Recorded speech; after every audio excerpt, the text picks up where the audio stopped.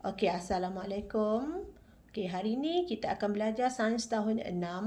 Tajuk kita pada hari ini ialah kesan daya geseran. Okey, kesan daya geseran ni ada dua. Satu memberi kebaikan, satu lagi memberi keburukan.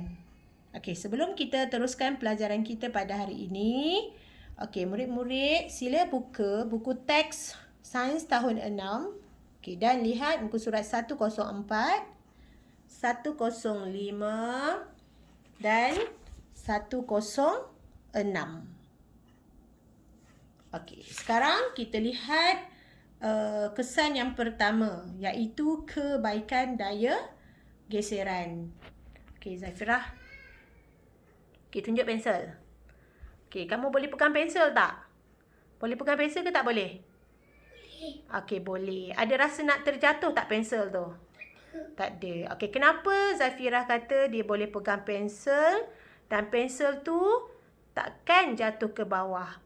Okey, ini kerana permukaan pensel dengan permukaan tangan membolehkan kita memegang objek dengan cengkaman yang kuat. Okey, di sini wujudnya geseran. Okey, yang mana permukaan tangan bersentuhan dengan permukaan pensel. Okey, yang kedua. Okey, nampak tak bola cikgu ni? Okey, bola cikgu ni nampak tak dia bergerak tak? Bola ni tak bergerak kan? Okey, cuba cikgu sentuh. Okey, cikgu sentuh, baru bola tu bergerak. Okey, kemudian, nampak tak? Masih bergerak ke tidak? Okey, bola ni kekal pegun. Kekal pegun tu maksudnya tidak bergerak. Statik ya. Okey, jadi kenapa bola ni boleh kekal pegun? Ini kerana daya geseran membolehkan bola ini kekal pegun. Permukaan bola bersentuhan dengan permukaan lantai. Okey, sekarang kebaikan geseran yang ketiga. Okey, bangun. Okey, cuba tunjuk. Okey, nampak tak tapak kasut tu? Okey, tapak kasut tu ada corak. Kenapa tapak kasut tu ada corak? Okey, ini kerana tujuan dia satu je, untuk menambah geseran.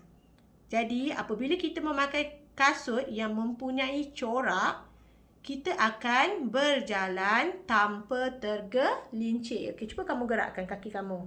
Pijak lantai. Jalan. Okey, kamu ada rasa nak terjatuh tak? Tak ada. Rasa selamat tak berjalan?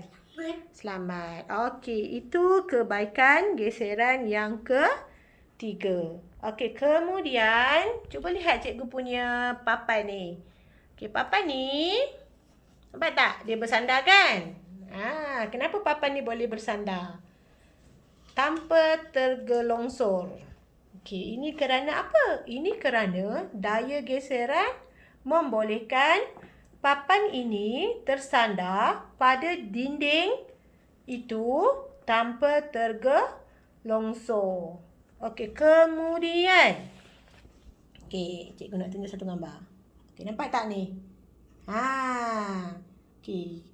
Macam mana lelaki tu boleh panjat pokok dan dia rasa selamat tak jatuh ke bawah?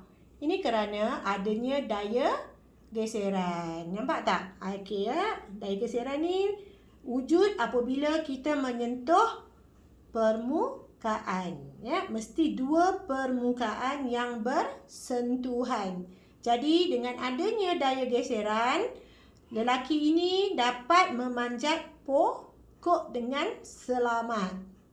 Okey, kemudian kita nak pergi keburukan daya geseran. Okey, sekarang cikgu nak kamu lihat. Okey, nampak tak selipar cikgu? Okey, nampak?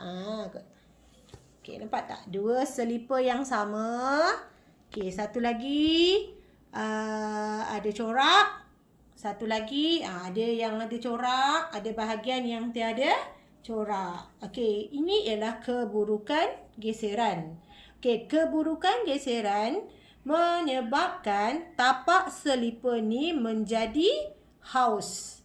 Asal mula-mula cikgu beli, tapak dia tebal. Corak dia tebal. Okey, cikgu pakai hari demi hari demi hari. Makin lama, tapak slipper ni menjadi haus. Kemudian, okey, cuba lihat. Cikgu tak ada bola golf. Jadi cikgu tunjuk buku je. Okey, nampak tak bola golf tu? Bola golf tu kita main di atas rumput. Rumput ni mempunyai daya geseran yang sangat tinggi. Jadi, daya geseran menyebabkan bola golf itu berhenti. Okey, kemudian, okey ni, nampak tak? Okey, daya geseran menghasilkan bunyi pada mesin pemotong. Menghasilkan bunyi pada mesin pemotong. Okey, bunyi ini sangat kuat. Okey, satu lagi cikgu nak tunjuk. Okey, nampak tak? Ni dia. Okey, nampak tak? Lelaki tu sedang menolak kotak di atas permukaan. Awak rasa senang ke susah lelaki tu tolak? Okey, sudah pastilah lelaki itu menggunakan daya yang tinggi untuk menolak kotak di atas permukaan kapet itu. Kenapa? Permukaan yang kasar akan menghasilkan daya geseran yang lebih tinggi. Okey, kemudian keburukan yang terakhir, daya geseran juga menghasilkan haba. Daya geseran yang berlaku di antara dua permukaan kayu yang bersentuhan akan menyebabkan kayu menjadi panas dan menghasilkan haba. Okey, sekarang cikgu nak simpulkan. Mari kita lihat. Okey, ini ialah kesimpulan pelajaran kita pada hari ini. Cuba lihat kebaikan daya geseran. Kebaikan daya geseran. Yang pertama, menghasilkan haba. Yang kedua, memperlahankan objek bergerak dan akhirnya berhenti. Ini dia. Contohnya lah, objek ni bergerak. Bergerak.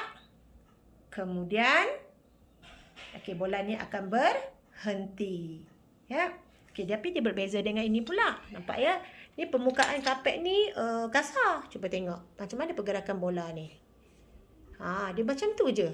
Dia tak boleh pergi lebih jauh. Nampak? Cikgu kena tolak. Nampak? Dia berhenti kan? Kenapa? Sebab permukaan kapet ni lebih kasar daripada permukaan lantai. Kenapa? Bola tu tak boleh pergi lebih jauh. Tak boleh bergerak lebih jauh. Kerana wujudnya daya geseran yang lebih tinggi di atas kapet ni berbanding di atas lantai ni. Okey, kemudian kebaikan yang ketiga, memegang objek. Tadi anak cikgu ada pegang pensel kan? Jadi, kenapa anak cikgu boleh pegang pensel dengan baik? Kerana ada cengkaman yang kuat, Dan di situ wujudnya daya geseran yang tinggi. Okey, lepas tu yang keempat, membolehkan objek kekal pegun. Objek kekal pegun tu maksudnya objek tu statik lah, tak jatuh. Contohnya, cuba tengok cikgu punya tu beg sekolah anak cikgu tu. Nampak tak? Selamat dekat situ. Beg tu berada dalam keadaan statik, tak jatuh ke lantai. Kemudian, menajamkan peralatan. Tadi saya tertinggal. Nampak tak batu pengasah ni? Ni pisau. Batu pengasah ni permukaan dia kasar. Jadi, bila cikgu sentuh permukaan pisau dengan batu pengasah ni, pisau ni akan jadi tajam. Jadi ini ialah kebaikan daya geseran, menajamkan objek. Sekarang keburukan daya geseran. Ni yang pertama, menghasilkan bunyi yang tidak diingini. Bunyi yang sangat bising. Biasanya berlaku di kawasan pembinaan lah. Yang kedua, menyukarkan pergerakan. Macam bola tadi tu. Nampak tak bola tadi? Susah bola tu nak bergerak kan? Sebab apa? Sebab daya geseran di atas kapet ini tinggi. Okey, yang terakhir, keburukan yang terakhir. Mengakibatkan permukaan kasut dan tayar kenderaan menjadi haus. Contoh cikgu dah tunjuk tadi, tapak selipar cikgu ni kan. Tapak selipar cikgu ni nampak tak? Dah haus. Dah hilang dah tak ada corak dah. Okey, ini ialah keburukan daya geseran. Jadi, cikgu harap kamu dapat senaraikan dan dapat memahami kebaikan daya geseran dan keburukan daya geseran. Okey, sekian. Terima kasih.